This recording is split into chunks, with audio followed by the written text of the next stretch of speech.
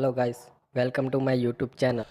एक इम्पॉर्टेंट खबर आप स्क्रीन के निचले भाग पर देख रहे हैं, इस पर भी बातचीट कर लेते हैं। करीब 400 से ज़्यादा E100 फ्यूल वाले पंप ऑपरेशनल हो चुके हैं और साथ साथ इथेनॉल ब्लेंडिंग से रिलेटेड एक अपडेट आता हुआ दिखाई पड़ रहा है, जहां पे ऑटो कंपनियों के लिए पेट्रोलियम मंत्रालय की तरफ से एक बयान आता हुआ दिखाई पड़ रहा है, जिसमें जो बात उन्होंने मेंशन की है कि इथेनॉल ब्लेंडिंग की परसेंटेज 1.5% से बढ़ के करीब 15% 2024 तक होते हुए दिखाई पड़ी बीते 10 सालों के दौरान। आलोक हमारे साथ मौजूद है तमाम डिटेल के साथ। आलोक, ये इथेनॉल ब्लेंडिंग से रिलेटेड इंपॉर्टेंट अपडेट आ रहा है, ये क्या आप डिटेल गैदर कर पाए?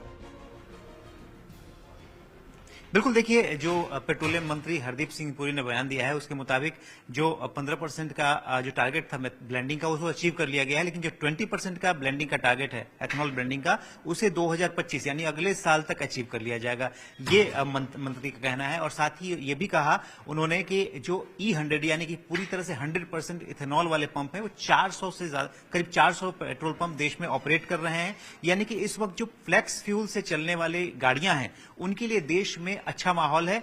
और मैं बता दूं कि इस कार्यक्रम में नितिन गडकरी साहब भी थे, जो कि रोड एंड ट्रांसपोर्ट मिनिस्टर हैं। उनकी तरफ से जो बयान आया, उन्होंने कहा कि जब माहौल इस तरह का है, इस तरह के जो फ्लैक्स फ्यूल के आधारित गाड़ियां हैं, तो हम रिक्वेस्ट कर रहे हैं सभी राज्यों के वित्त मंत्रियों से कि जो फ्लैक्स फ्यूल पर जीएसटी है उसको लेकर जीएसटी काउंसिल में सहमति बनाए, जो उस पर जो जीएसटी दर है 28% उसको घटाकर 12% लाने की सहमति बनाए। ये मुद्दा काफी लंबे समय से फ्लैक्स फ्यूल पर जीएसटी घटाने का मुद्दा अटका हुआ है। लिहाजा नितिन गडकरी ने एक बार फिर कहा है कि सभी वित्त मंत्री जो राज्यों के हैं वो जीएसटी काउंसिल में अगर सहमति बनाते हैं 12% के लिए, तो ये बेहतर रहेगा और देश में जो फ्लैक्स फ्यूल से चलने वाली गाड़ियां हैं उनके लिए एक बेहतर माहौल बन पाएगा।